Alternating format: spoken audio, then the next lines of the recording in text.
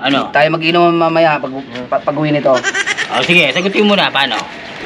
Di ba may kalabaw sa loob? Oh. Bong! Kaya tayo ninom, oh. Bili tayo. Teka lang, si paring Herb, tsaka si Kurt.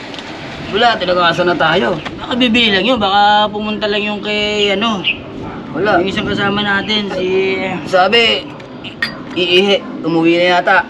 Ang sinasabi ko, yung tinatawag na uwi. Moja! Bili ka pa. Teka lang, bago tayo umuwi. Ano naman pera to? Huwag mapabili, huwag bili ng pera ni Pare. Bago tayo umuwi, may papahula muna. Ayoko na, susuko na ako eh. Hindi, para may panginom pa tayo, meron akong 100 na dapat pamasahin sa hanap. Anong kalokohan na namang hula mo? Paano mo mapapagkasya ang 5 kalabaw sa kotse ni paring Herb? Kung sakaling pupunta tayo dun sa Nueva Ecija, sa girlfriend mo, di ba? Alam mo yun, miss na miss mo na yun eh. Ito Alam, 100? Oo, pustahan mo. Tapatan ko na yan. Pustahan mo. Sige. Kung talagang magaling at matalino ka.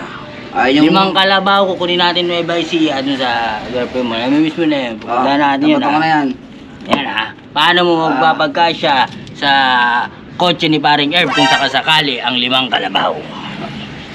Basic. Huwag kang sasagot. Oja. Sasabahin kita. Moja, sagutin mo muna bago ako. Kaya mo? Ano? Kaya mo ba? Ikaw na. Sasabunutan kita eh. Hindi mo. Parang hindi yata nalasing ah. Parang hindi. Yung buhok mo dati lang ba yan Ito may tsura mo oh. Parang bagong gising eh. Sige, wala mo muna. Ano, pakiulit. Ito po.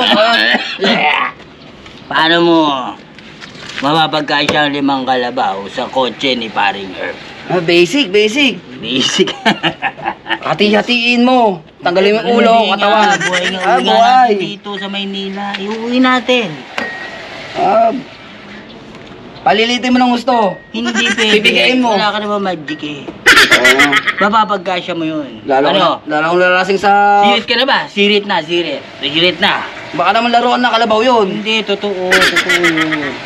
Nagis. Kalabaw. Wala na tayo. Sige, sirit na. Eh lang ba, may tira pa to Ano ba? Iyatate. Ano sagot? Ano sagot? Ganito. 2 kalabaw sa unahan, 3 sa likod ng kotse. Asya yun. Ano? Paano yan? Talo ka na. Ako Ano ba yun? Naisahan kita. Lasing lalo ako eh. Pang-adlaw na itong Red Doors. Ikaw masahin pa ako. Ano? Hindi na?